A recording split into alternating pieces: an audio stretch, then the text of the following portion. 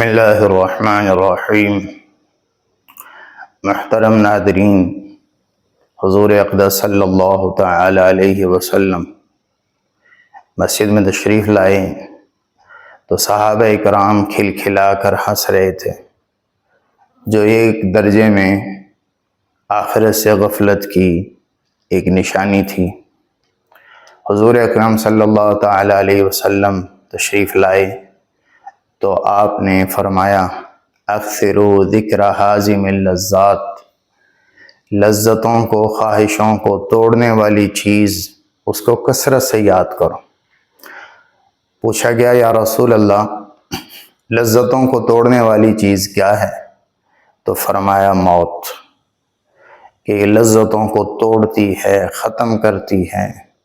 آدمی کی موت کے ذریعے سے حرص ٹوٹتی ہے، طمع ٹوٹتی ہے کہ جب اس دنیا میں رہنا تھوڑا ہے تو پھر اتنے لمبے منصوبے، پروگرام، اتنی لمبی محنت کرنے کی ضرورت نہیں ہے۔ تو پھر آپ نے اس کو آگے کھولا کہ بندہ عمل کرتا کرتا کرتا قبر تک یوں پہنچتا ہے کہ روزانہ جب زندگی گزارتا ہے تو اس میں ہر روز قبر جس جگہ اس نے دفن ہونا ہے وہ آدمی کو روزانہ بلاتی ہے اور کہتی ہے انا بیت الغربہ، انا بیت الوحدہ، انا بیت التراب، انا بیت الدود، میں تنہائی کا گھر، میں اجنبیت کا گھر، میں مٹی کا گھر، اور میں کیڑوں کا گھر، جس کا مقصد تیاری کر کے آنا۔ روزانہ قبر ہمیں یاد کرتی ہے، ہم اسے یاد کریں نہ کریں۔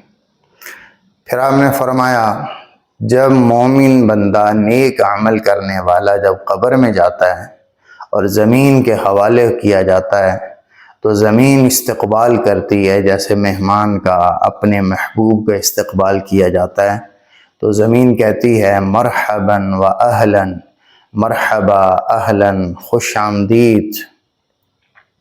پھر وہ کہتی ہے زمین پہ جتنے لوگ چلتے تھے پھرتے تھے ان سب میں سب سے زیادہ مجھے محبت تجھ سے تھی اور تو مجھے بہت اچھا لگتا تھا۔ آج جب تو میری گود میں آیا ہے تو میرا حسن سلوک دیکھے گا۔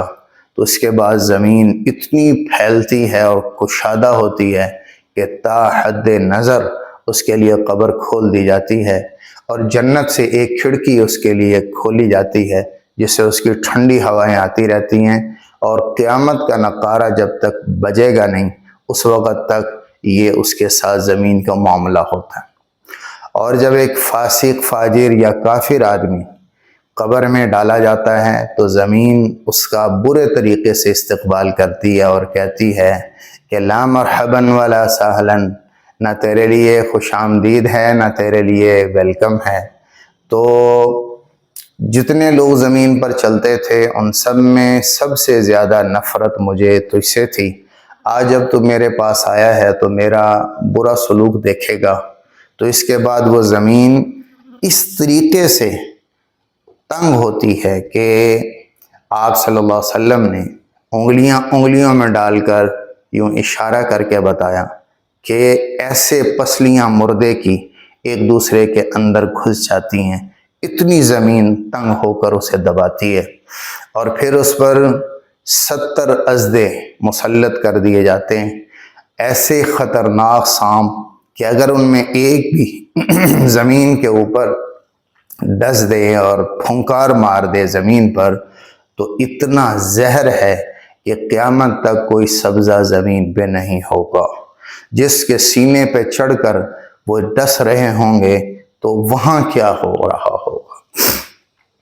پھر اس ساری بات کے آخر میں اللہ کے رسول نے خلاصتاً بتایا انما القبر روضۃ من ریاض الجنہ او حفرۃ من حفر النار، قبر جنت کے باغوں میں ایک باغیچہ ہے یا جہنم کے گڑھوں میں ایک گڑھا ہے۔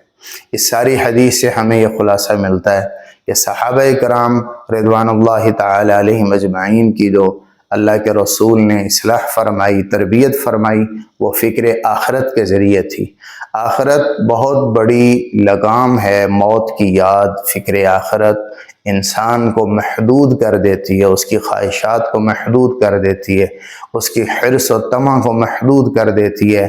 جس جہاں میں تھوڑا رہنا ہو، جس مقام میں تھوڑا رہنا ہو، جس مقام میں چند دن کی زندگی ہو، وہاں آدمی سجاتا نہیں، خوبصورت پلان بناتا نہیں، بس چند دن گزارتا ہے، پھر اگلی منزل کو رواں دواں ہو جاتا ہے۔ تو دنیا میں جتنا رہنا ہے اس کی بقدر کوشش ہو، آخرت میں جتنا رہنا ہے اس کی بقدر کوشش ہو۔ تو اپنی لذتوں کو توڑنے کے لیے سب سے بہترین نسخہ اور علاج وہ حضور اکرم صلی اللہ تعالی علیہ وسلم نے ارشاد فرمایا کہ موت کو یاد کیا کرو، بیٹھا کرو، سوچا کرو۔